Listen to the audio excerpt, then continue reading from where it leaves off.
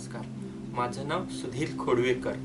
मी PhD केलेलं आहे. माझा PhDचा विषय आहे forest molecular genetics and biotechnology. मी हे PhD मिशिगन युनिव्हर्सिटी अमेरिका येथून केलेलं आहे. आज मी इथे forest and research in forestry म्हणजेच वने आणि वनासंबंधित संशोधन ह्या विषयावर बोलणार आहे. ओव्हरऑल जर बोलायचं झालं तर वने किंवा जंगल फॉरेस्ट याची डेफिनेशन काय असते की वने म्हणजे खूप मोठा एरिया असतो, एक मास एरिया असतो. तिथे वेगवेगळ्या प्रकारचे वृक्ष असतात किंवा ते वृक्षामध्ये वेगवेगळे प्रकार असतात किंवा एकाच प्रकारची वृक्ष असतात आणि असा पूर्ण खूप मोठा एरिया असतो जो ह्या सगळ्या वृक्षांनी व्यापला जातो. आणि ह्या वृक्षामुळे तिथे एक वेगळीच ज्याला आपण एक इकोसिस्टम म्हणते, ती इकोसिस्टम एक झाले असते, हार्बर असते, एक इकोसिस्टम चालले असते. त्याच्यामुळे ते एक मायक्रो एन्व्हायरमेंट तयार होत असतं. त्यामुळे ह्या वनांचं एक वेगळंच महत्व आहे. तसं म्हणायला गेलं, टेक्निकली म्हणायला गेलं तर वने फॉरेस्ट हे वेगवेगळ्या प्रकारचे असतात. जसं की टेम्परेट फॉरेस्ट झाले, सेमी टेम्परेट फॉरेस्ट झाले, ट्रॉपिकल फॉरेस्ट. म्हणजे आता इथून पुढे किंवा ही मॅनेज करण्याची खूप गरज आहे, काळाची गरज आहे. आता जंगलांची मूलभूत संरचना जर बोलायचं झालं तर त्याच्यावर काही प्रकारच्या एक सायकल असते. त्यामुळे वेगवेगळ्या गोष्टी असे एक डिपेंडन्स असतो. जसं की मुळात बोलायला लागलं तर आपण जंगलावर कशा प्रकारे अवलंबून आहेत किंवा वेगवेगळे प्राणी वगैरे जंगलावर कशा प्रकारे अवलंबून आहेत. तर सर्वात मुख्य मेन एक प्रकारे आहे तो एक फूड. ज्याच्यामध्ये फूड येतं म्हणजे अन्न वेगवेगळ्या प्रकारसाठी आपण जंगलावर अवलंबून असतो. त्यानंतर ॲग्रिकल्चर ऍक्टिव्हिटीज चालतात, त्याही बऱ्याच जंगलामध्ये चालतात. त्यानंतर आपण न्यूट्रिशन आणि हेल्थ म्हणजे वेगवेगळ्या प्रकारच्या औषधी वनस्पती म्हणा किंवा वेगवेगळ्या प्रकारचे जे कंदमुळे वगैरे हे सगळे हे जंगलातनंच मिळाले जातात. त्यामुळे आपल्याला जंगलाचा खूप उपयोग असतो. त्यानंतर जलसंवर्धन हे जंगलात खूप चांगल्या प्रकारे होतं, कारण की वेगवेगळ्या प्रकारच्या वृक्षामुळे तिथे जलसंवर्धन जमिनीत ॲज वेल ॲज जमिनीच्या वर म्हणजे ग्राउंड वॉटर आणि जे कन्झर्व केलेलं वॉटर ह्याच्यामुळे पाण्याचं संवर्धन हे खूप चांगल्या प्रकारात तिथे असतं. तसंच एनर्जी म्हणजे कार्बन हा स्टोअर केलं जातं. कार्बन जंगले ही आहेत ती तिथे कार्बन सिक्वेस्ट्रेन म्हणजे कार्बन हे जंगलामध्ये जो वातावरणात जो सोडला जातो बाकीच्या वेगवेगळ्या प्रदूषणामुळे तो जंगलामध्ये स्टोअर केला जातो. त्यामुळे एनर्जी स्टोरेज होतं जंगलामुळे. वेगवेगळ्या प्राण्यांना तसंच मानवालाही शेल्टर घर मिळतं जंगलामुळे. नंतर बरेच म्हणजे भारतातच नाही तर पूर्ण जगामधले खूप मोठ्या प्रकारचे लोक आहेत ते जंगलावरच त्यांच्या लाईव्हलीहूड आणि रोजगारासाठी संबंधित ऍक्टिव्हिटीसाठी ते जंगलावरच डिपेंडंट आहेत. जर मुंबईचंच आपण उदाहरण घ्यायचं असेल तर मँग्रोव्ह सारखे जे फॉरेस्ट आहेत, मँग्रोव्हमुळे मुंबई सारखी मोठी शहरं कित्येक मोठ्या पुराच्या तडाख्यापासून वाचतात. म्हणजे ते मँग्रोव्ह हे एक प्रकारचे एक नेट सेफ्टी नेट म्हणून ऍक्ट करतात आणि समुद्राचं किंवा खाडीचं पावसाळ्यात येणार पाणी खूप ते थोपून लावतात. त्यामुळे तसाही प्रकारचा त्याचा खूप मोठ्याने उपयोग केला जातो. त्यानंतर बायोडायव्हर्सिटी तर सगळ्यांनाच माहित आहे की जंगल म्हणजे फॉरेस्ट बायोडायव्हर्सिटी किंवा इको बायोडायव्हर्सिटी खूप मोठा विषय आहे. त्यामुळे तेही एक खूप मोठा उपयोग आहे आपल्याला. त्यानंतर सर्वात महत्वाची गोष्ट आहे जे क्लायमेट चेंज, जे आता सध्या आपण बोलत आहे क्लायमेट चेंज, ग्लोबल वॉर्मिंग, ते कसं अडॅप्टेशन जे चालू आहे ते मिटिगेट करण्यात, तो क्लायमेट चेंजचा इफेक्ट कमी करण्यात जंगलांचा खूप मोठा वाटा आहे. त्यामुळे जंगल संवर्धन हे खूप महत्वाचं आहे. त्यामुळे पुढे आपण बोलणार आहोत ते जंगल संवर्धन किंवा फॉरेस्ट मॅनेजमेंट व्यवस्थापन कसं केलं जातं. तर जर फॉरेस्ट मॅनेजमेंट किंवा व्यवस्थापन मध्ये जर बोलायचं गेलं तर ह्याच्यामध्ये मोस्टली मुख्य दोन कॅटेगरी आहेत. एक, आपण हे संवर्धन कशासाठी करतो, व्यवस्थापन कशासाठी करतो. एक आहे ते नॉन कन्झम्प्टिव्ह म्हणून आहे आणि दुसरं आहे कन्झम्प्टिव्ह कॅटेगरीमध्ये आहे. नॉन कन्झम्प्टिव्ह कॅटेगरीमध्ये काय येतं तर काही जंगले असतात त्यामधून फक्त खूप कमीच म्हणजे काही फॉर एक्झाम्पल काही ट्रायबल कम्युनिटी असतात त्या जंगलामध्येच राहत असतात, तर त्यांच्या गरजा ह्या खूप कमी असतात. तर त्यांच्या आजूबाजूला जे जंगल असते त्याच्यामध्ये ते फक्त काही त्यांना जेवढं लागेल तेवढंच ते घेत असतात. जसं की औषधी वनस्पती आहेत, जसं त्यांचं रेग्युलर जेवणाचं काही आहे, पाना पाचोळा किंवा पडलेले जे आहे तुटलेले त्याचा सरपण म्हणून वापर करतात. असं एक फक्त नॉन कन्झम्प्टिव्ह थोड्याच प्रकारे त्यांच्या जंगलाचा वापर होत असतो. दुसरी जी कॅटेगरी आहे ती कन्झ्युमटिव्ह कॅटेगरी आहे, ती खूप झाली सेमी ट्रॉपिकल आणि तसे वेगवेगळे पानझडी वेगवेगळ्या प्रकारचे आहेत. पण ढोबळमानाने जर ह्याची व्याख्या करायची झाली तर तीनच प्रकारचे जंगल आपण किंवा वन बोलू शकतो. एक असतात ते मिक्स टाईप ऑफ फॉरेस्ट असतात, म्हणजे जिथे वेगवेगळ्या प्रकारचे वृक्ष असतात, जिथे खूप उंच असे वृक्ष असतात, छोट्या प्रकारचे वृक्ष असतात किंवा छोटे लहान लहान वृक्षही असे असतात. ते एक मिक्स टाईप ऑफ फॉरेस्ट आणि ते वेगवेगळ्या प्रजाती असतात.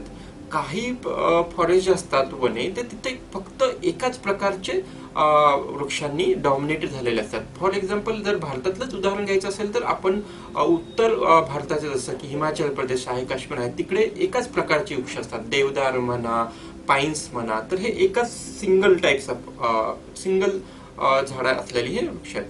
आणि जे तिसरा प्रकार जो म्हणता येईल त्याचा जो आहे तो प्लांटेड, म्हणजे आता जे नैसर्गिक वनीकरण म्हणा किंवा वेगवेगळ्या प्रायव्हेट ऑर्गनायझेशनच्या सगळ्या ह्याच्यातून गेलेले हे प्लांटेड जी झाडं असतात, म्हणजे वेगवेगळ्या प्रकारची झाडं आणून आपण एका ठिकाणी लावतो, ते झालं हे मिक्स टाईप ऑफ फॉरेस्ट. आपल्याला तर माहितच आहे की हे सगळं जगामध्ये जे काही चालू आहे, इंडस्ट्रियलायझेशन म्हणा, डिफॉरेस्ट, त्याच्यामुळे ही जंगल जे आहे ते खूप त्यांना खूप मोठ्या प्रकारचे एक थ्रेट तयार झालेला आहे, ते खूप धोक्यात आहेत. त्याला रिस्पॉन्सिबल वेगवेगळे कारण आहेत. एक तर नैसर्गिक आपत्ती, जसं की मोठ्या मोठ्या प्रकारचे पूर येतात, जसं वनांचं जसं मातीचं हे माती निघून जाते पाण्यामुळे, किंवा जे मानवी हस्तक्षेप जो आहे नैसर्गिक चक्रामध्ये, जो मानवी हस्तक्षेप, जसं की वेगवेगळ्या प्रकारचे इंडस्ट्रियलायझेशन ऍक्टिव्हिटी चालतात, मायनिंग चालतं, रिसॉर्ट वेगवेगळ्या प्रकारचे येत असतात, त्याच्यामुळे ही मानवी हस्तक्षेपामुळे ही सगळी जंगल थ्रेटमध्ये आहेत. त्यामुळे आपल्याला ही जंगल एक मॅनेज करण्याची म्हणजे ब्रॉड कॅटेगरी आहे. त्याच्यामध्ये मोस्टली कमर्शियलायझेशन होतं जंगलांचं, म्हणजे त्याच्यामध्ये अख्खी जंगलही उद्ध्वस्त केली जातात. पण ते उद्ध्वस्त करणं याच्यामध्ये पण एक असतं की काही जंगल ही मुख्यतः पाळली नसतात, म्हणजे प्रायव्हेट फॉरेस्ट असतात जे ह्यासाठीच असतात, टिंबरसाठी वापरण्यासाठी वगैरे. त्याच्यामधून वेगवेगळ्या भरपूर प्रकारात, फॉर एक्झाम्पल आपण जी बीडी महाराष्ट्रातल्या विदर्भ वगैरे त्या भागात आहे, बीडीसाठी तेंदूपत्ता खूप मोठ्या प्रमाणात केला जातो. तर पूर्ण तो कन्झम्पटिव्ह कॅटेगरी त्यामध्ये पूर्ण तेंदूच्या म्हणजे पूर्ण झाडाची पानं काढली जातात. औषधीसाठी बरेच वृक्ष हे मुळापासून तोडलेले जातात. काही ठिकाणी वेगवेगळ्या ऍक्टिव्हिटीज होण्यासाठी असतात किंवा चांगल्या प्रकारचे जे वृक्ष असतात, सिट्रस, देवदार आहे, साग, ही पूर्ण झाडं तोडली जातात, कारण की त्याचा कमर्शियल उपयोग खूप असतो टिंबर इंडस्ट्रीमध्ये किंवा वेगवेगळ्या प्रकारच्या इंडस्ट्रीमध्ये. त्यामुळे ह्याच्यासाठी ते वेगवेगळ्या प्रकारच्या ह्या ऍक्टिव्हिटीजसाठी फॉरेस्ट कन्झ्युमटिव्ह आणि नॉन कन्झ्युमटिव्ह कॅटेगरीमध्ये मॅनेज केलं जातं.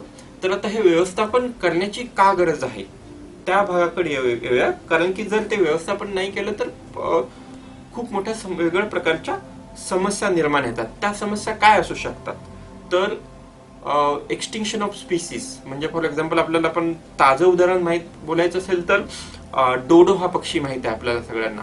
डोडो पक्षी हा रिसेंटलीच काही शेकडो वर्षापूर्वीच तो म्हणजे आपल्या पृथ्वी तलावरनं नष्ट झालेला आहे. तर त्याचं मुख्य कारण म्हणजे हे जागतिक तापमान वाढ आहे. तर एक्सटिंक्शन ऑफ स्पीसीज असं जर वेगवेगळ्या प्रकारे जर प्रॉपरली फॉरेस्ट मॅनेजमेंट किंवा व्यवस्थापन नाही केलं तर हजारो प्रकारचे वृक्ष नाही तर ॲनिमल्स म्हणजे प्राणी हे सगळे हे थ्रेट मिळतात आणि तेही इथून नष्ट होऊ शकतात. म्हणून एक्सटिंक्शन ऑफ स्पीसीज हे ह्याच्यासाठी पण मॅनेजमेंट खूप आवश्यक आहे. दुसरं म्हणजे जे सॉइल इरोजन होतं, फ्लडिंग होत म्हणा, लँडस्लाइडमुळं, त्यामुळे जे फॉरेस्ट लँड गेटिंग ते इरोड ते थांबवतं. मोठ्या प्रकारचे जर जाळीदार वृक्ष असतील तर ते पाण्यापासून, हवेपासून जे सॉइल इरोजन होतं ते प्रकारचे ते सेफ्टी नेट म्हणून ऍक्ट करतात आणि ते थांबवतात आणि पाणीही थोपून ठेवतात, जंगलामध्ये पाणीही साठवून ठेवतात. दुसरं जे असतं वॉटर शेड डिग्रेडेशन, जो तिसरा प्रकार आहे. म्हणजे जर एक मोठ्या प्रकारचं जंगल असेल, जे माउंटेनवर वगैरे असेल, तर त्यातलं तिथे जे लो लाईन जे कम्युनिटी असतात, म्हणजे जे गाव वगैरे असतात, ते त्याच जंगलावर खूप अवलंबून असतात. म्हणून अशा प्रकारची जर जंगल नष्ट झाली तर ज्या खाली कम्युनिटीज राहतात लो लँडवर, त्यांनाही खूप मोठ्या प्रकारचा धोका असतो. म्हणून पण जंगल मॅनेजमेंट किंवा फॉरेस्ट मॅनेजमेंटची आवश्यकता खूप असते. आता पुढे आपण बोलूया की हे व्यवस्थापनानंतर की कुठल्या प्रकारच्या रिसर्च ऍक्टिव्हिटीज म्हणजे जंगलावर वेगवेगळ्या पूर्ण देशामध्ये की कुठल्या प्रकारच्या रिसर्च ऍक्टिव्हिटीज चालू असतात. मला इथे स्पेशली सांगावं असं वाटेल की आपल्या देशामध्ये अजूनही जंगल ही फक्त आपण काइंड ऑफ एक्स्ट्रॅक्शन साठीच वापरत होतो. अजूनही आपण कमर्शियल किंवा म्हणा किंवा सायंटिफिक अप्रोच मधून जंगलाकडे पाहतच नाहीये. मोस्टली आपल्या देशात जंगलाचा काय उपयोग आहे तर शेती अग्रिकल्चर रिलेटेड ज्या ऍक्टिव्हिटीज असतात त्या एक होतात जंगल आणि आजूबाजूच्या परिसरामध्ये. आणि दुसरी सर्वात मोठी इंडस्ट्री जी आहे आपल्या जंगलावर डिपेंड आहे ती पेपर अँड पल्प इंडस्ट्री आणि टिंबर इंडस्ट्री आहे. तर ह्या तीन शेती त्याच्याशी रिलेटेड उद्योगधंदे, त्यानंतर पेपर पल्प आणि टिंबर ह्याच्याशी रिलेटेड जे उद्योगधंदे आहेत तेच मोस्टली ह्या जंगलावर आधारित असतात.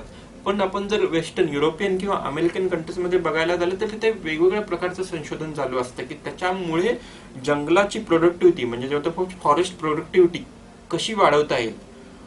फॉरेस्ट पासून जसं की जे जागतिक समस्या आहेत तापमान वाढ ह्या समस्यावर कसे उपाय शोधता येतील किंवा आता जे रिसेंट जे प्रदूषण म्हणा ह्याच्यामुळे जे वेगवेगळ्या प्रकारचे पेस्ट अटॅक होतात किंवा इन्सेक्ट वगैरे वेगवेगळ्या प्रकारचे असते ते इन्सेक्ट आणि पेस्ट अटॅकमुळे एकाच वेळेस असं एखादं जंगल उद्ध्वस्त करून जातात. तर हे पेस्ट आणि इन्सेक्ट मॅनेजमेंट कसं केलं जातं ह्याच्यावर रिसर्च केलं जातं.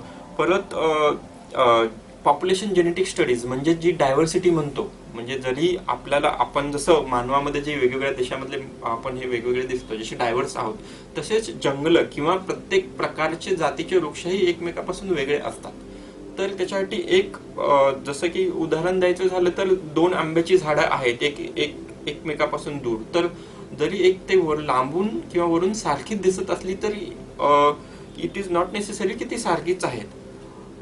त्यांची जी जेनेटिकली म्हणतात किंवा जनुकीय संरचना असते ते वेगळे असू शकतात थोडे बहुत. त्यामुळे त्यांचं ते जेनेटिकली डायव्हर्स असू शकतात. म्हणून अशा पॉप्युलेशन जेनेटिक स्टडीज वेगवेगळ्या प्रकारचे कशी डायव्हर्सिटी आहे त्याही प्रकारचा अभ्यास केला जातो. त्यानंतर महत्वाचं म्हणजे रिमोट सेन्सिंग आणि लायडार टेक्नॉलॉजीचा वापर केला जातो. तो कशासाठी केला जातो तर मोठी मोठी जंगलं असतात ती प्रत्यक्षात जाऊन मॉनिटर करणं खूप कठीण असतं. मोठे फॉर एक्झाम्पल अमेझॉन सारख्या जंगलामध्ये वेगवेगळ्या प्रकारचे एवढं दाट जंगल असल्यास कठीणच आहे तिथे जाऊन. त्यामुळे तिथे रिमोट सेन्सिंग आणि लायडार टेक्नॉलॉजीचा खूप वापर केला जातो. त्या लायडार रिमोट सेन्सिंग आणि लायडार टेक्नॉलॉजीमुळे तिथलं GIS मॅपिंग केलं जातं. तिथलं वेगवेगळ्या प्रकारचं कॅनॉपी प्रत्येक वृक्षाची जी कॅनॉपी जी म्हणतो घेर आहे तो किती मोठा आहे.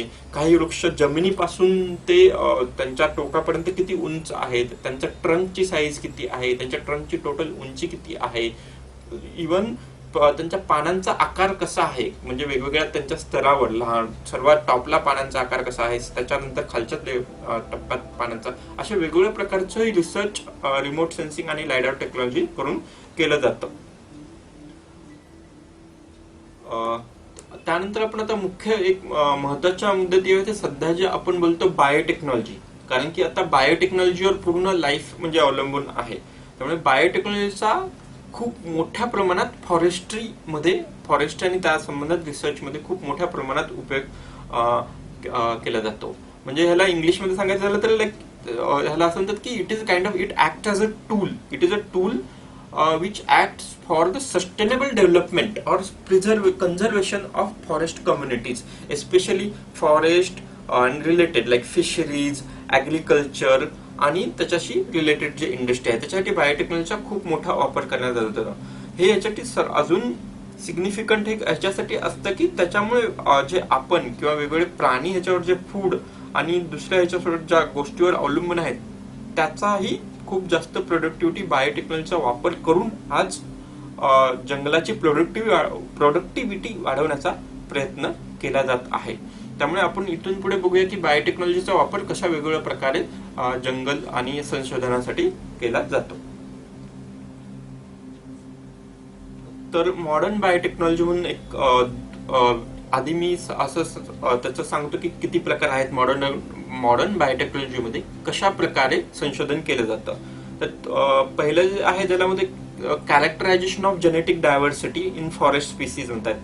त्यामध्ये जे डायव्हर्सिटी जे आहे त्याच्यामध्ये डिफरंट प्रकारचे वनं जे असतात त्यांचे जे स्ट्रक्चर असतं, वेगवेगळ्या प्रकारचे स्ट्रक्चर असतात, म्हणजे त्यांची ते वनं किती दाट आहेत, एक एक झाड दुसऱ्या झाडांपासून कसं वेगळं आहे, किंवा एक जंगलाचा फॉरेस्ट पॅच असतो, त्या पॅचमध्ये एक प्रकारची वनस्पती आहे, दुसऱ्या पॅचमध्ये दुसऱ्या प्रकारची वनस्पती असतात, त्याला एक जेनेटिक स्ट्रक्चर म्हणतात.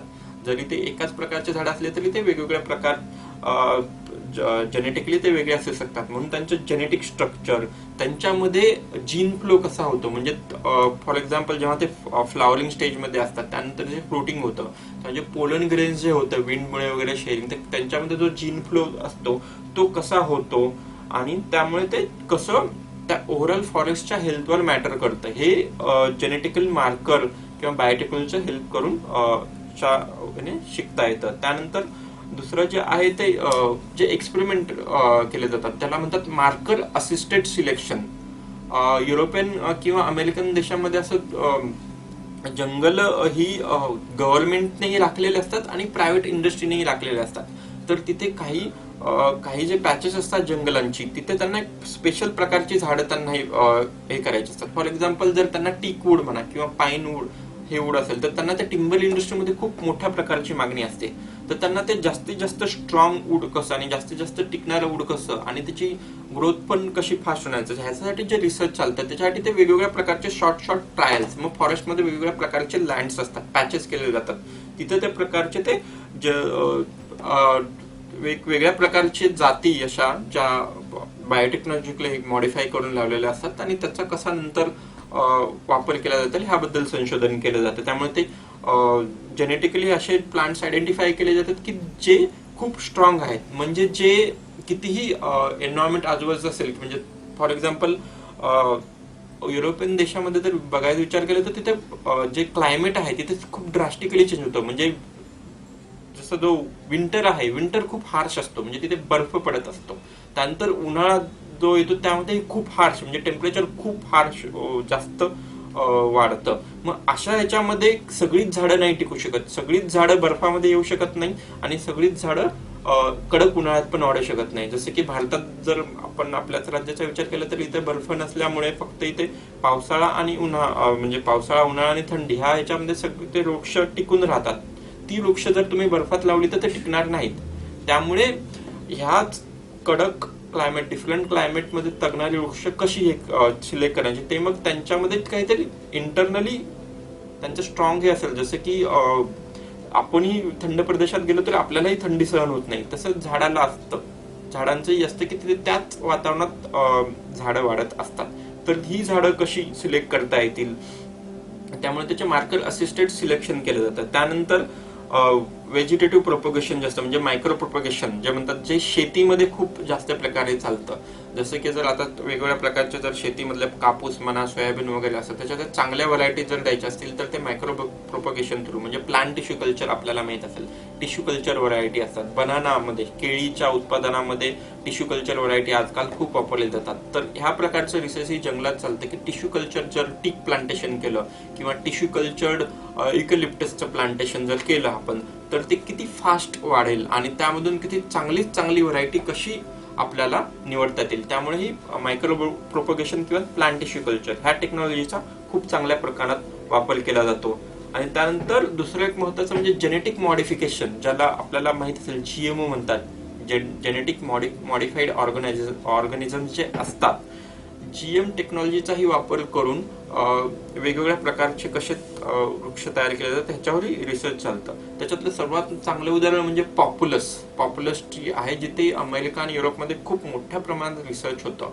फॉर एक्झाम्पल बोलायला गेलं तर पेपर इंडस्ट्रीमध्ये अशा प्रकारच्या झाडाचा उपयोग असतो ज्याच्यामध्ये जे खूप कडक नसतील, ज्यांचं जे लिग्निन कंटेंट जे असतं झाडांच्या वृक्षाच्या मेन बुंद्यामध्ये, जे लिग्निन कंटेंट जास्त नसलं पाहिजे. कारण की लिग्निन जर ते हार्ड असेल तर पेपर इंडस्ट्रीमध्ये ते पल्प करायला कठीण जातं. त्यामुळे अशी टेक्नॉलॉजी वापर करून त्यांनी लिग्निन कंटेंट कसं कमी करता येईल किंवा ते सॉफ्ट कसं करता येईल जेनेटिक मॉडिफिकेशन करून, आणि त्या प्रकारची झाडं कशी पेपर इंडस्ट्रीसाठी ग्रो करता येतील ह्यावरही बरंच रिसर्च चालू आहे. त्याच्यासाठी पॉप्युलस जे हा झाड आहे त्याच्यावर सर्वात जास्त संशोधन झालेलं आहे आतापर्यंत जगामध्ये. जर ओव्हरऑल जर मॉडर्न बायोटेक्नॉलॉजीचा जर यूज म्हणायचं झालं तर सर्वात जास्त मॉडर्न बायोटेक्नॉलॉजीचा यूज कुठे होतं, तर आपण जर खरं पर्सेंटेज बघायला गेला तर युरोपमध्ये सगळ्यात जास्त म्हणजे 39% सर्वात जास्त मॉडर्न बायोटेक्नॉलॉजीचा यूज होतो. त्यानंतर एशियामध्ये 24%. एशियामध्ये मुख्यतः भारत, चीन आणि मलेशिया यासारख्या देशामध्ये किंवा जपान यासारख्या देशामध्ये जास्तीत जास्त संशोधन होतं. त्यानंतर नॉर्थ अमेरिका, त्यामध्ये America, United state of America आणि कॅनडा इथे सर्वात जास्त संशोधन होतं. त्यानंतर मग आफ्रिका आणि दुसरे काही नियर ईस्ट साईडच्या कंट्रीमध्ये होतं. तर ह्या भागात मॉडर्न बायोटेक्नॉलॉजीचा वापर केला जातो. भारतात जर सांगायचं असेल तर आपण जरी डेटा म्हणत असं की फॉरेस्ट ह्याच्यासाठी वापर जास्त होतो, पण त्याचा मुख्यतः वापर हा आपल्या इथे शेतीशी रिलेटेड जास्त होतो. कारण की आपल्या इथं जे वेगवेगळ्या प्रकारचं पेस्ट आणि जे मॅनेजमेंट केलं जातं, डिसीज आणि पेस्ट मॅनेजमेंट जे ॲग्रिकल्चरसाठी असतं, कपाशी म्हणा, सोयाबीन म्हणा, ऊस म्हणा, चहाचे मळे म्हणा किंवा ह्याच्यासाठी जे ते सर्वात जास्त रिसर्च केलं जातं. म्हणून त्याच्यामुळे पण भारताचं हे ओव्हरऑल टक्के जास्त देतात. पण जर रिसेंट जर आता जेच काही म्हणजे 2000 शतकापर्यंत तरी भारतात खूप कमी लक्ष दिलं जात होतं, पण आता इथून पुढे अशा ऍक्टिव्हिटीज खूप वाढलेल्या आहेत. वेगवेगळ्या प्रकारचं फंडिंग फक्त गव्हर्नमेंट कडून नाही तर प्रायव्हेट ऑर्गनायझेशन कडे पण फंडिंग मिळण्यामुळे आता आपल्या देशातही खूप प्रकारचं जास्त संशोधन चालू आहे. त्यानंतर हे मुख्यतः कुठले जास्त जगामध्ये म्हणजे सर्वात जास्त कुठल्या ट्री जे आहे वनस्पती तर कुठल्या ह्याच्यावर फोकस केलं जातं, तर त्याच्यात सर्वात जास्त येतात हे आहे ते पायनस. पायनस आपल्याला माहित असेल जे आपल्याही भागात उत्तराखंड, हिमाचल प्रदेश त्या भागात येतं. पायनस कशासाठी, तर त्याची वूड क्वालिटी, टिंबर इंडस्ट्रीमध्ये पायनसचा खूप जास्त प्रकारात वापर केला जातो, म्हणून पायनसवर सर्वात जास्त संशोधन होतं. त्यानंतर युकेलिप्टस, म्हणजे युकेलिप्टसचा ह्याच्यासाठी की त्याचाही वूड हे पेपर आणि पल्प इंडस्ट्रीमध्ये वापरलं जातं आणि त्यानंतर त्याच्या पानापासून तेलही काढलं जातं, त्यामुळे युकेलिप्टसचाही वापर खूप केला जातात. नंतर पायसिया आणि ॲबिस ह्या स्पीसीज पण मुख्यतः वूड आणि टिंबर इंडस्ट्रीजसाठी असतात. पॉप्युलस चा वापर केला जातो त्याच्यासाठी एनर्जीसाठी म्हणतात, म्हणजे पेपर पल्प इंडस्ट्री आणि त्याच्यामधून बायोडिझेल इंडस्ट्रीसाठी हे पॉप्युलसचा वापर केला जातो. नंतर ओक ह्या प्रकारची वृक्ष आहेत, ओक आणि दुसरं एक शुगर मेपल म्हणता येईल. शुगर मेपलचा पण टिंबर मध्ये खूप उपयोग आहे.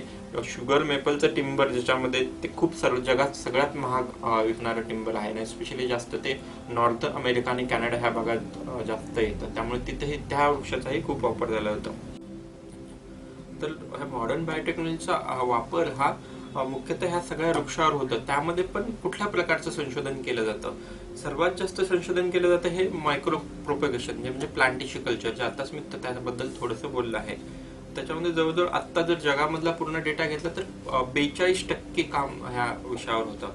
त्यानंतर जेनेटिक डायव्हर्सिटी कशा प्रकारे वेगवेगळे प्रकारचे जंगल हे कशा प्रकारे जेनेटिकली डायव्हर्स आहेत त्यावर सर्वात जास्त, नंतर 32% केलं जातं.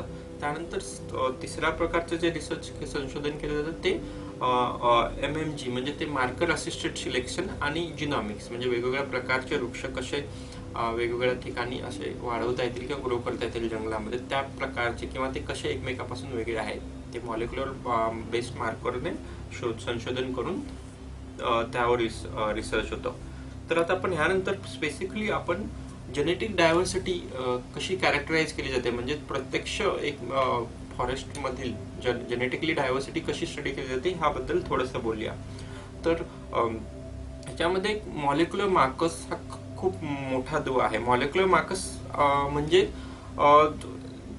जे संरचना असते ज्यापासून वृक्ष किंवा सगळेच प्राणी हे बनलेले असतात, ते म्हणजे मुख्य जे आपला फंडामेंट जे बेस आहे तो आहे DNA, ribo nucleic acid, DNA पासून सगळे बनलेले आहेत. तर हे मॉलिक्युलर मार्कर्स म्हणजे DNA. तर हे ह्या जे जीन्स असतात डीएनएच्या जे जनु असतात त्या वेगवेगळ्या, प्रत्येक जीन ही प्रत्येक वेगवेगळ्या प्रकारच्या फंक्शनला रिस्पॉन्सिबल असते. तसंच जसं की झाडांना पानं येतात, त्या पानासाठी एक पर्टिक्युलर सीझन मध्ये येतात, त्या पर्टिक्युलर सीझन मध्ये ते ऍक्टिव्हेट तो रिस्पॉन्स तसा फिजिओलॉजिकली ऍक्टिव्ह होण्यासाठी काही प्रकारच्या सेट ऑफ जीन्स असतात. ह्या जीनच्या ऍक्टिव्हिटी त्या सीझन मध्ये ऍक्टिव्हेट होतात आणि पानं येतात. तसंच फुलं येतात, फुलंही पर्टिक्युलर सीझन मध्येच येतात, तशा प्रकारे त्या जीन ऍक्टिव्हेट होते. त्यानंतर ते फुलांचं फळामध्ये रूपांतर होतं, त्या वेगवेगळ्या प्रकारच्या जीन्स काम करत असतात. तर हे सगळं काम करतात. म्हणजे प्रत्येक फंक्शनसाठी वेगवेगळ्या जीन असतात. म्हणजे ह्या जीन म्हणजे नथिंग बट द डीएनए ची संरचना, जे 4 न्यूक्लिओटाइड्स आहेत, एटीजीसी म्हणतो, अमायनो ऍसिड.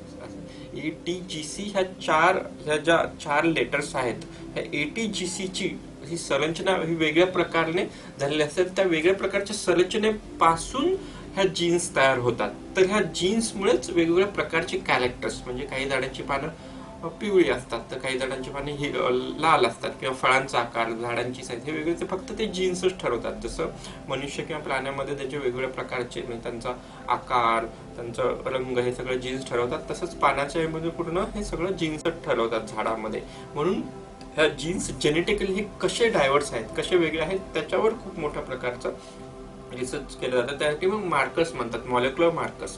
तर हे मॉलिक्युलर मार्कर्समध्ये खूप वेगवेगळ्या प्रकारच्या मार्कर्स आहेत, जे सगळे बायोटेक्नॉलॉजीमध्ये स्टडी केले जातात. तर सुरुवातीला जे मार्कर्स हे करायचे होते ते RAPD मार्कर्स म्हणायचे, रॅन्डम ॲक्सेस मार्कर्स. त्यानंतर AFLP मार्कर्स, AFLP मार्कर्स. आता जे मार्कर्स वापर केला जातो त्याचे SSR म्हणतात, किंवा शॉर्ट सिक्वेन्स लिपिड, ज्याच्यामध्ये हे शॉर्ट सिक्वेन्स असतात. डीएनएच्या जे लेटर, एटीजीसी जे लेटर्स आहेत त्याच्या शॉर्ट सिक्वेन्स असतात. ह्या शॉर्ट सिक्वेन्स प्रत्येक डीएनए मध्ये कशा वेगवेगळ्या प्रकारे असतात, प्रत्येक झाडाच्या किंवा प्रत्येक म्हणजे फॉरेस्ट बॅचच्या. तर त्या शॉर्ट सिक्वेन्सचा वापर केला जातो. त्याला शॉर्ट सिक्वेन्स रिपीट्स किंवा मायक्रो सॅटेलाइट मार्कर ही म्हणलं जातं. तर मी स्वतः जेव्हा रिसर्च केलं अमेरिकेमध्ये, तेव्हा हे मायक्रो सॅटेलाइट मार्करवर रिसर्च केलं जातं. तर ह्याच्यामध्ये आपण काय जाणून घेत असतो, तर समजा आपण जर पानामधून एखाद्या वृक्षाच्या, माझं शुगर मॅपलवर स्टडी आणि ओक जे अमेरिकेतले ओक आहेत ते खूप मोठे जंगल असतात, त्याच्यावर रिसर्च झालेला आहे. तर त्या पानामधून जेव्हा आपण डीएनए आयसोलेट करतो, तर त्याच्यामध्ये आपण हे मार्कर्स, जे मॉलिक्युलर मार्कर्स आहेत, मायक्रोसॅटेलाइट मार्कर्स, ते वेगवेगळ्या प्रकारच्या सिक्वेन्स कशा वेगवेगळ्या आहेत, प्रत्येक पानामध्ये कसे वेगळे आहेत. तर त्याला हे दोन, म्हणजे जर एक झाड दुसऱ्या झाडापासून वेगळं आहे, मार्कर लेवलवर मार्कर लेवलवर एक झाड हे दुसऱ्या झाडापासून वेगळं आहे हे म्हणायचं असेल, तर त्याला त्याला एक टर्म वापरली जाते, एक होमोझायगस आणि हेट्रोझायगस. होमोझायगस म्हणजे असं की, फॉर एक्झाम्पल, जसं एक नवीन जेव्हा बीजापासून जेव्हा झाड तयार होतं, तेव्हा त्याच्यात एक परागकण डोनेट करणारे एक झाड असतं, एक बीज, त्याचं जे फुलामध्ये जे असतं ते एक वेगळ्या प्रकारचं वृक्ष असतं. तर हे जेव्हा फुल कुठल्या झाडाचं आहे आणि जे परागकण जे आले ते कुठल्या झाडाचं आहे, ते याच्यावरनं फाइंड आउट करू शकतात. त्यात जर फादर जे पॅटर्नलचे जीन्स वेगळे असते आणि मॅटर्नलचे जीन्स वेगळे असेल, तर त्याच्यामध्ये एक डायव्हर्सिटी तयार होऊ शकते. किंवा कधी कधी असं होतं की पॅटर्नल जीन्स ही सेम असतात आणि मॅटर्नल जीन्स ही सेम असतात, किंवा त्याच झाडाची फुलं आणि त्याच झाडाची त्याच्यापासून परागकणी असतात, तेव्हा ते एकच प्रकारचं. म्हणून जर एकाच प्रकारची जर जीन असेल त्यामध्ये इन्व्हॉल्ड असेल, तर त्याला होमोझायगस म्हणतात. ते आपल्याला ह्या स्लाइडवर येते, हे पीक वर दाखवता येतं, जिचं की ते होमोझायगस आहे. आणि हा जो पीक आहे ह्याला 130 बेस पेअर, म्हणजे 130 बेस पेअर म्हणजे ते जे डीएनए जी संरचना आहे तिथे ते 130 त्याच्यात ते टोटल जे बेस पेअर्स आहेत तिथे ते दोन्ही जीन्स आहेत, त्याच्यामुळे त्याला ते दोन्ही ह्याच्या, म्हणून त्याला होमोझायगस म्हटलं जातं. दुसरं हे आहे काय, हेट्रोझायगस. त्याच्यामध्ये ह्या ज्या जीन असतात ते वेगवेगळ्या पोझिशनला लोकेटेड असतात. तर ह्या दुसऱ्या स्लाइडमध्ये जर आपण दुसऱ्या पिक्चरमध्ये पाहिलं, तर 138 बेस पेअरला एक जीन आहे आणि दुसरी 130 ला एक आहे. तर ह्या दोन वेगवेगळ्या जीन्स असल्यामुळे आपण त्याला हेट्रोझायगस जीन म्हणतो.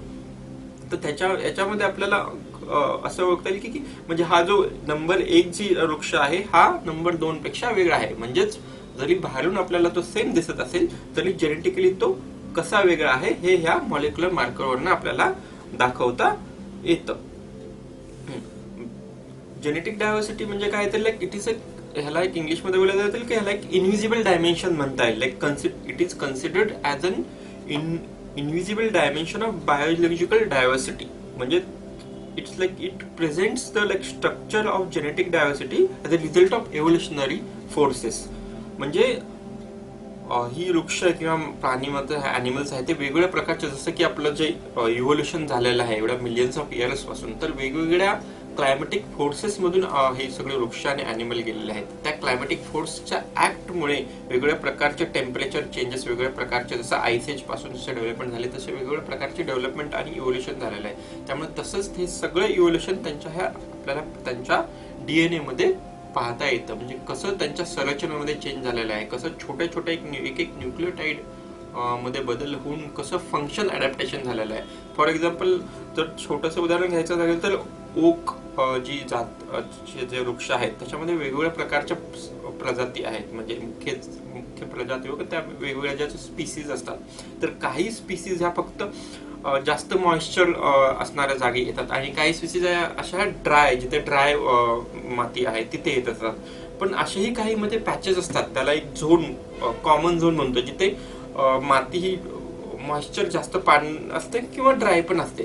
तर ही जेव्हा वेगवेगळ्या प्रकारचे वृक्ष असतात, हे त्यांच्यामध्ये जेव्हा वेगवेगळ्या प्रकारच्या अनेक वर्षाच्या एक्सपोजरमुळे त्यांच्यामध्ये जेनेटिकली असे कॅरेक्टर डेव्हलप होतात की ते मधला जे कॉमन झोन आहे तिथेही वाढण्याचे ते अडॅप्ट करतात स्वतःला. आणि हे अडॅप्टेशन कसं होतं तर ते जे एक्सटर्नल जे फोर्सेस असतात त्यांच्यावर ऍक्ट होतात, टेम्परेचरचे म्हणा, क्लायमेटचे म्हणा, किंवा जे सॉइल स्ट्रक्चरचे म्हणा, मॉइश्चर आणि ड्राय याच्यामुळे असतात ते ऍक्ट होतात आणि तसे त्यांच्या जेनेटिकल लेवलला चेंज होतात. खूप मायन्यूट चेंजेस होतात, पण ते मायन्यूट चेंजेसमुळे हे मोठे मोठे वृक्ष हे अडॅप्ट करतात स्वतःला. किंवा इव्हन ॲनिमल्स पण, जसं की आता आपण बघायला लागलं तर पांडा वगैरे जसे की आहेत, किंवा पोलार बेअर आहेत, ते आधी खूप म्हणजे आता बर्फ वितळत आहे.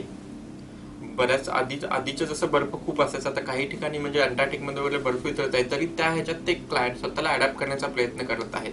तर ते इमिजिएटली त्यांच्या एका जनरेशन मध्ये चेंज होत नाहीत, पण बऱ्याच कसे काही जनरेशन पास झाल्यावर तर असं होईल की ते पण स्वतःला अडॅप्ट करतील की ते गरम वातावरणात पण, म्हणजे जर जास्त टेम्परेचर वाटत तर त्यामध्येही सर्वाईव्ह करू शकतील. तसंच या वृक्षामध्ये अडॅप्टेशन झालेलं आहे, त्यालाच ते जेनेटिक डायव्हर्सिटी म्हणजे नवीन इव्होल्युशन तयार झालेलं आहे. आणि हे इनव्हिजिबल असतं, हे दिसत नसतं. म्हणून अशा स्टडी करण्यासाठी जे मॉलिक्युलर मार्कर्स असतात त्याचा खूप मोठ्या प्रमाणात उपयोग केला जातो. आणि ते आपण अशा पीक्सच्या गुणाने होमोझायगस आणि हेट्रोझायगस नेचर ह्याच्याद्वारे दाखवू शकतो की एक वृक्ष त्याचा की दुसऱ्या वृक्षापासून कसा जेनेटिक्स मार्कर्सच्या लेवलवर वेगळा आहे. ह्या जेनेटिक मार्कर्सचा अजून काय काय प्रकारचा उपयोग होऊ शकतो, तर अजून उपयोग म्हणजे त्याच्यामध्ये जीन फ्लो कसा होतं. म्हणजे जेव्हा ही वृक्ष मोठे मोठे वृक्ष जेव्हा तेव्हा फुलं लागतात किंवा फळं लागतात, तेव्हा ते पोलन्सचा फ्लो कसा असतो, विंडमुळे कसे पोलन्स फ्लो होतात आणि वेगवेगळ्या प्रकार ते परागकण वेगळे दुसऱ्या ह्याला फर्टिलाइज होऊन फ्रुट्स कशी तयार होतात. त्यानंतर पॉप्युलेशन स्ट्रक्चर आणि जेनेटिक मॅप्स पण, म्हणजे ते वेगवेगळं त्यांचं स्ट्रक्चर कसं आहे झाडांचं जेनेटिकली तेही करण्यासाठी अभ्यास करत होतो. आणि क्लोन आयडेंटिफिकेशन हे पण खूप महत्वाचं आहे. म्हणजे काही जी झाडं असतात, जी दुसरी जे नवीन जे रोपटे येतात ते मुख्य झाडाचे डायरेक्ट क्लोन कॉपीज असतात, ते तसेच्या तसंच म्हणजे बीज त्यांचे ते तसेच तयार होतात. तर ते कसे ते क्लोन, काही छोटे छोटे बीज रोपटे आहेत मोठ्या झाडाचे कसे क्लोन कॉपी आहेत हेही आयडेंटिफाय करण्यात येतो. आणि सर्वात मुख्य म्हणजे कन्झर्वेशन ह्या पॉइंट ऑफ व्ह्यूने ह्याचा खूप मोठा उपयोग आहे. म्हणजे जसं म्हणायला असेल की आपल्याला नेहमीच असं म्हणतो की आपण बायोडायव्हर्सिटी का म्हणतात, तर डायव्हर्सिटी हा शब्द खूप महत्वाचा आहे. डायव्हर्सिटी ही असलीच पाहिजे, त्याच्यामुळे डायव्हर्सिटी असेल तर सर्वायवल इझी होतं. त्यामुळे जर वेगवेगळ्या प्रकारची पॅचेस असतील आणि ते जे डायव्हर्स असतील, एकाच प्रकारचे वृक्ष आहेत पण त्यांचे वेगवेगळे प्रकारचे पॅचेस आहेत आणि ते डायव्हर्स आहेत. काही जसं मी असं सांगितलं की ओक्स काही ड्राय मातीमध्ये जास्त लागतात, काही ज्यांना मॉइश्चर जास्त लागतं. तर तसंच हे अडॅप्ट होत गेली तर ते अडॅप्टेशन त्यांच्यामध्ये डायव्हर्स कॅरेक्टर असल्यामुळे ते तशा प्रकारे ते ग्लोबल जे नंतर जे चॅलेंजेस त्यांना त्याच्यामध्ये अडॅप्ट करू शकतात. म्हणून मुख्यतः कन्झर्वेशन बायोलॉजीसाठी हे डायव्हर्सिटीचा खूप उपयोग आहे. म्हणून कन्झर्वेशन बायोलॉजीचा साठी अभ्यास करण्यासाठी ह्या मॉलिक्युलर मार्कर्सचा खूप उपयोग होतो. त्यानंतर जीन फ्लो मध्ये आपण असंही सांगतो की पॅटर्नल स्टडी पण करता येते. फॉर एक्झाम्पल इनहेरिटन्स पॅटर्न म्हणतात. जसं की म्हणजे आपण मनुष्यामध्ये सांगायचं गेलं तर आपण जसं म्हणतो की आपलं मूल असतं किंवा मुलगी असतं, त्यांचे काही डोळे कधी बाबावर गेलेले असतात किंवा डोळे हे कधी आईवर गेलेले असतात. तसंच रंगही तसं वेगळा, कधी आईचा रंग घेतला म्हणतात, नाक कोणावर गेले. तसंच सीड, काही मोठ्या वृक्षापासून ज्या सीड्स असतात त्याही सीड्स मध्ये मुख्य मेन डोनर कोण आहे तेही आपल्याला आयडेंटिफाय करता येतं की ह्या सीडचं main like donor, whether seed parent मध्ये बोथ जे कॅरेक्टर आहेत ते फक्त एकाच पॅरेंटने दिलेले आहेत किंवा सीड एक पॅरेंट वेगळा आहे आणि दुसरा सीड फ्लावर पॅरेंट वेगळा आहे, हे पण ह्याच्यामध्ये ओळखता येतं. त्यामुळे असं हे जे इथे जर बघितलं इनहेरिटन्स पॅटर्न ऍट मार्कर, तर आपल्याला ह्या सीड 1 आणि सीड 2 मध्ये हे जेनेटिकली याच्यावर हे बेस पेअरवर वेगवेगळ्या बेस पेअरवर कसं आहे ते दिसता येतं. जसं की ते सीड पॅलेट आहे त्याच्यामध्ये व्हेरिएशन हे 95 बेस पेअर्स आणि 103 बेस पेअर्स आहे. तेच आपण 2 सीडचा अभ्यास केला, त्याच्यामध्ये एक सीड मध्ये त्या मेन पेरेंट मधून एक कॅरेक्टर आले ते 103 बेस पेअर वर सिच्युएटेड आहे आणि दुसरं एक वेगळंच पेरेंट्स मधून आलेलं आहे 110 वर. आणि सीड 2 मध्ये पण एक 91 बेस पेअर्स वर आहे आणि दुसरं जे आहे कॉमन जे आहे 95 बेस पेअर मधून आले. त्याचा अर्थ इथे पण 91 बेस पेअर जे आहे ते वेगळ्या वृक्षापासून आलेलं आहे. अशा प्रकारे हे इनहेरिटन्स अनालिसिस करता येतं. आणि तसं ते जीन फ्लो जसं की म्हटलं की पोलन्स, जसं की पोलन जेव्हा ते परागकण हवेच्या ह्याच्यामुळे पसरत असतात ते किती लांब जात असतात आणि जर एखाद्या मुख्य वृक्षापासून पोलन किती लांब जाऊन ते दुसऱ्या झाडावर ते कसं परागीकरण होत असतं, तर तिथेही वेगवेगळ्या प्रकारचे सॅम्पल्स, बियांचे सॅम्पल कलेक्ट करून त्याच्यातला DNA आयसोलेट करून आपण त्याच्यामध्ये इकडचे ह्या एका वृक्षाचे मार्कर त्या कॅरेक्टर आहेत का हे आपण आयडेंटिफाय करू शकतो. तर इथे हे मॅप आणि ह्याच्यावरून आपल्याला कळेल की मेन मुख्य ह्या झाडापासून त्याचं किती डिस्पर्सल, पोलन डिस्पर्सल झालेलं आहे. तर मला ह्याच्यावरून दिसतं की मी असं इथे दाखवलं आहे की जवळजवळ 140 मीटर पर्यंत पोलन डिस्पर्सल झालेलं आहे. आणि हे शुगर मॅपल झाडामध्ये आहे, मुख्य झाड आहे शुगर मॅपलचं. तर 140 मध्ये पण ऍव्हरेज हे डिस्पर्सल त्याच्यामध्ये हे 33 मीटर्सवर दाखवलेलं आहे पोलन ग्रेन्सचं. त्यामुळे हे पण खूप महत्वाचं मार्कर्सने स्टडी करता येतं. त्यानंतर जे मी आधीच सांगितलेलं आहे की जेनेटिक मॅप्स आणि मार्कर असिस्टेड सिलेक्शन जे आहे तेही प्रकार जेनेटिक्स मॅप्स तयार करता येतात. म्हणजे मॉलिक्युलर मार्कर्स, जसे की molecular markers are nothing but the DNA sequence. त्यामुळे पूर्ण जसं ह्युमन जिनोम सिक्वेन्स जसं की रिसेंटली म्हणजे 20 वर्षापूर्वी पूर्ण झालं आहे, तसंच आता फॉरेस्टमध्ये पण त्यांचं जिनोम सिक्वेन्सिंग चालू होत आहे. बऱ्याच झाडांचं जसं की पॉप्युलसचं सगळ्यात आधी जिनोम सिक्वेन्सिंग कम्प्लीट झालेलं. तर हे कम्प्लीट करण्यासाठी या मार्कर्सचा खूप मोठ्या प्रमाणात वापर, म्हणजे मॉडर्न बायोटेक्नॉलॉजीचा खूप मोठ्या प्रमाणात वापर केला जातो. मायक्रो प्रोपगेशन मी ऑलरेडी सांगितलं आहे. प्लांट टिश्यू कल्चर व्हरायटी जे आपल्याला जे बेटर अडॅप्टेड जे सिच्युएशनला असतात, त्याच्यामुळे आपण सुपिरियर जी व्हरायटी आहे कुठली ती सुपिरियर व्हरायटी कशी, तीच सुपिरियर व्हरायटी मॅक्झिमम प्रमाणात त्याचं क्लोन करून डेव्हलप करून जास्तीत जास्त आपण प्लांट करू शकतो. त्याच्यासाठी मायक्रो प्रोपगेशनचा खूप मोठ्या प्रमाणात जंगलचं वर्धन किंवा ह्या क्षेत्रामध्ये वापर झालेला आहे. त्यानंतर GMO जेनेटिक मॉडिफिकेशन म्हणता येईल, मी जसं पेपर इंडस्ट्रीचं उदाहरण दिलं. त्यानंतर टिंबरसाठी बेटर टिंबर क्वालिटी असेल तर त्याच्यासाठी कसं GMO वापरलं जातं. बनाना प्लांटेशनसाठी कसं GMO वापरलं जातं. तर रिसेंटली ॲग्रिकल्चरमध्ये पण टोमॅटो, वांगे ह्याच्यामध्येही GMO क्रॉप वापरला जातं. पण काही ठिकाणी त्याला विरोध होत आहे. तरी कॉटनमध्ये आणि सोयाबीनमध्ये पण खूप जास्त प्रकारे GMO क्रॉपचं रिसर्च झालेलं आहे. त्यानंतर जे नवीन एक सेक्टर आहे जे आत्ताच रिसेंटली युरोपमध्ये आणि अमेरिकेमध्ये जे डेव्हलप होते ते आहे बायो इकॉनॉमिक्सचं. त्याच्यामध्ये आता म्हणजे जे सिमेंट वगैरे जे नवीन शहराला जे सिमेंट विटा वगैरे सगळ्या उंच बिल्डिंग ह्याच्यामुळे जे ग्लोबल वॉर्मिंग जे झाले किंवा ऱ्हास झाला आहे पूर्ण याचा पर्यावरणाचा, त्यासाठी बायो इकॉनॉमी म्हणून त्याला ऑल्टरनेटिव्ह म्हणून एक CLT म्हणून क्रॉस लॅमिनेटेड टिंबर म्हणून एक नवीन इंडस्ट्री डेव्हलप, म्हणजे वूड बेस्डच हे आलंय. क्रॉस लॅमिनेटेड टिंबर हे स्पेशल प्रकारचं टिंबर आहे ज्याच्यामुळे ते बिल्डिंग, वेगवेगळ्या प्रकारचे बिल्डिंग, मोठे घरही बांधायला आज वापर करतात. आणि त्याची जी स्टर्डीनेस आहे तो सिमेंट आणि ह्याच्यासारखं एवढं स्ट्रॉंग स्ट्रक्चर बनवता येतात. त्यामुळे आता सध्या ह्याच्यावर खूप रिसर्च चालू आहे. क्रॉस लॅमिनेटेड टिंबरमध्ये नथिंग बट त्यामध्ये एक पर्टिक्युलर प्लॅंक हा वुडचा हा दुसरा एक ठेवला जातो, त्यानंतर दुसरा त्याच्यात परपेंडिक्युलरली ठेवला जातो. अशा प्रकारचे क्रॉस लॅमिनेटेड क्रॉस ठेवले जातात एकमेकाच्या आणि त्याच्यावर ते एक ग्लू केले जातात एकत्र आणि त्यानंतर चिटकवून त्याचा स्टर्डीनेस स्ट्रॉंग जो आहे एकत्र ठेवण्यापेक्षा जे क्रॉसली ठेवले तर त्याचं स्टर्डीनेस खूप जास्त आहे. तशा प्रकारचे आता ते टिंबर इंडस्ट्रीमध्ये वापर करून नवीन स्ट्रक्चर तयार केले जातात. तर हे आता खूप युरोपमध्ये आणि अमेरिकेमध्ये ह्या इंडस्ट्रीवर खूप जास्त, ह्याच्यासाठी पण बेटर क्वालिटी वूड वगैरे आणि खूप मोठ्या प्रकारे रिसर्च चालू आहे. ओव्हरऑल भारतात म्हटलं तर जसं मी आधीच सांगितलं आहे की अजून CLT वगैरे ह्याचा वापर अजून नाही आलाय, पण मोस्टली चांगल्या व्हरायटी भारतामध्ये मुख्यतः बायोटेक्नॉलॉजीचा वापर वनातील संशोधनासाठी मुख्यतः म्हणजे जी बेटर यील्डसाठी, बेटर क्रॉप्ससाठी किंवा पेपर आणि पल्प इंडस्ट्रीमध्ये कसं चांगल्या प्रकारे वापर करण्यात येईल, चांगल्या व्हरायटी कशा हार्वेस्ट करता येतील, बेटर टीक व्हरायटी, फास्ट ग्रोईंग व्हरायटी टीकच्या म्हणा, टीकच्या म्हणा, बनानाच्या कशा वापर करता येतील, ह्यावर खूप जास्त रिसर्च चालवलं आहे. त्यामुळे ह्या सगळ्या ह्याच्यामुळे मला असं सांगता येईल, सांगू शकतो की खूप मोठ्या जगामध्ये, भारतामध्येच नाही तर जगामध्ये खूप मोठ्या प्रकारचं रिसर्च वने, वनाशी रिलेटेड पर्यावरण ह्या गोष्टीवर खूप मोठ्या प्रकारचं रिसर्च चालू आहे ना. आणि आपल्या सगळ्यांना खूप मोठ्या संधी आहेत, ग्रॅज्युएट किंवा मास्टर नंतर खूप मोठ्या प्रकारच्या संधी आहेत. त्यामुळे ह्याची खूप नक्की आणि ही खूप मोठी म्हणजे पुढचं इकॉनॉमी काइंड ऑफ किंवा रिसर्च पाहत असणार आहे मुलांसाठी. थँक्यू.